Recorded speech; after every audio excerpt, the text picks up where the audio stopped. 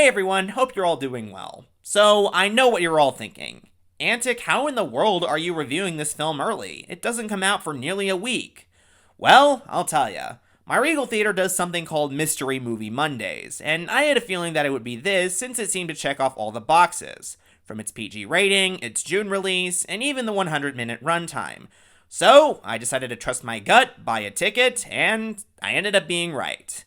And it feels good to get the chance to review an animated film early, so let's talk about it. But first, let's talk about the studio who made it for a bit, and that happens to be none other than DreamWorks. And I think it would be an understatement when I say that 2022 was a pretty good year for them. If there was an animation studio that had a knockout year last year, it would easily be DreamWorks. After a pretty sluggish decade for them in the 2010s, they really hit two major home runs last year with their animated films. This included their very hilarious crime comedy, The Bad Guys, which ended up in my top 5 last year, and their long-awaited and very surprising sequel, Puss in Boots: The Last Wish. Both films were firm demonstrations on why they were one of the best animation studios ever, and I loved both of these films very much. So naturally, with two major hits like that, I was pretty excited to see where they would go next, which brings us to their next film, a teenage coming-of-age comedy entitled Ruby Gillman, Teenage Kraken. A film that we didn't even know was coming until March. Yeah, I think it's fair to say that the marketing for this film has been strange. Universal didn't announce this film until 3 months ago, and started marketing it the day of, which is unheard of for an animated film. For the record, most animated films are announced a year in advance, and start their marketing at least 6 months before the film comes out. For example, Pixar has just dropped the trailer for their next film, Elio, which comes out in March next year, and that's about 9 months from now. This film only had 3 months of marketing. That's really not a good sign for an animated film like this. And even stranger considering the trailers painted a much different film than what we ended up getting, but I'm getting ahead of myself. I should probably say what I thought of this film first. And overall, I thought this was good. It's really cute.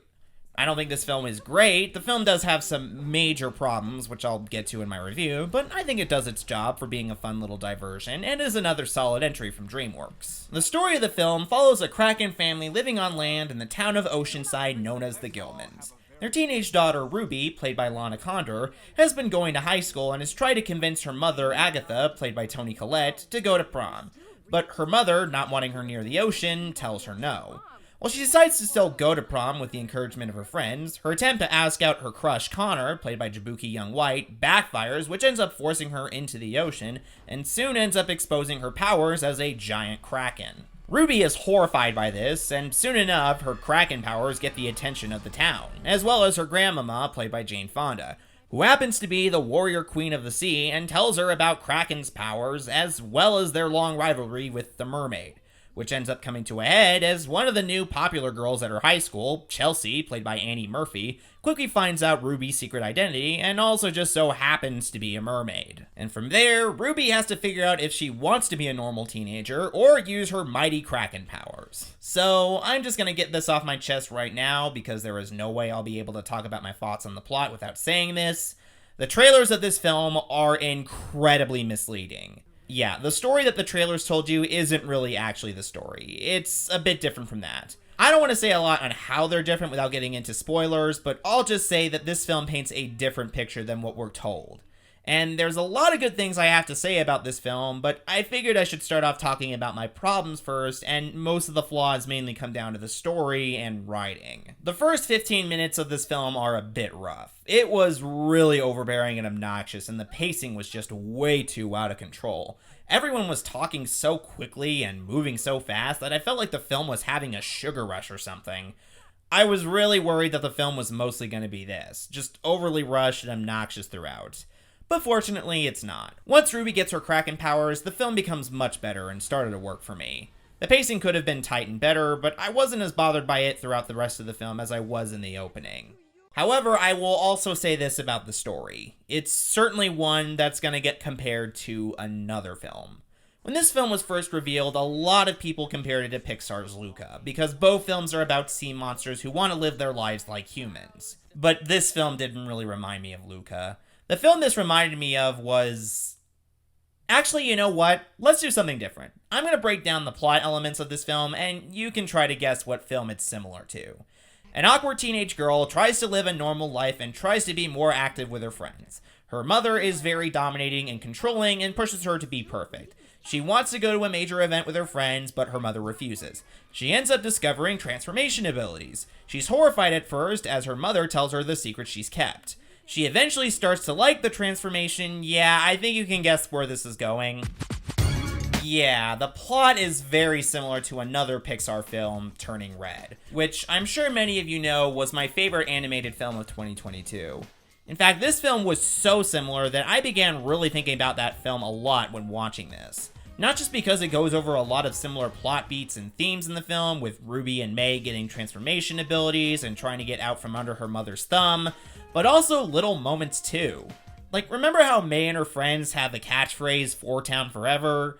Yeah, Ruby and her friends have something similar. It was pretty hard for me to separate the two, and it also just showed how clunky the writing in this film was. Fortunately, the film does have a few things it does differently from Turning Red, particularly with the film's comedy and the other members of Ruby's family, as her father and brother, played by Coleman Domingo and Blue Chapman, have a pretty funny subplot with a sailor played by Will Forte.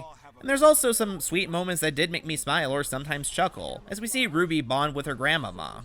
So while I think the plot could have been a bit more unique and the first 15 minutes are rushed, there's still some sweetness to it that makes it endearing.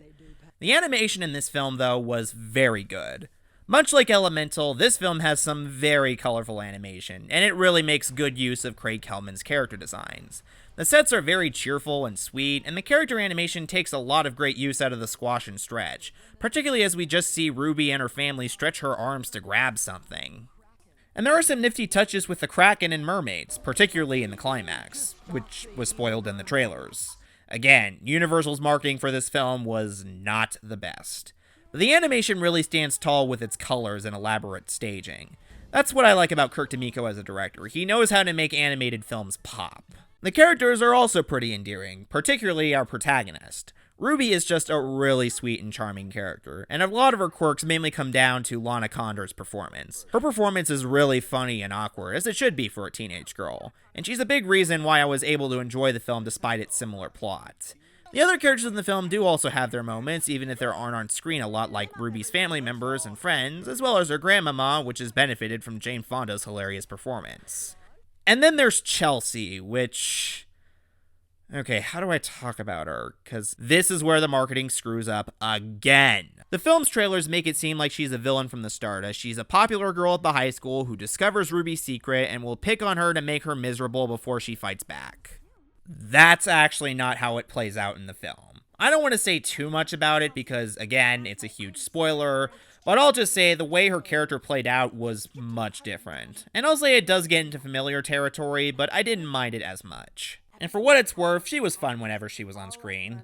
So in the end, I'd say that Ruby Gillman Teenage Kraken isn't a great film from DreamWorks, but it's a good one. While the film's opening and pacing could have been better and its plot is too similar to Turning Red, I was still able to enjoy it due to its fun moments, lovely animation, and memorable characters. I did enjoy watching it, and I do give it a recommendation even if it won't go down as being one of the year's best or DreamWorks best. That being said though, the marketing in this film is truly abysmal. Not just for its strange 3-month promotion, but also the misleading trailers. Universal gets an F from me for the marketing. But Ruby Gillman Teenage Kraken gets an 8. It's pretty sweet and just endearing.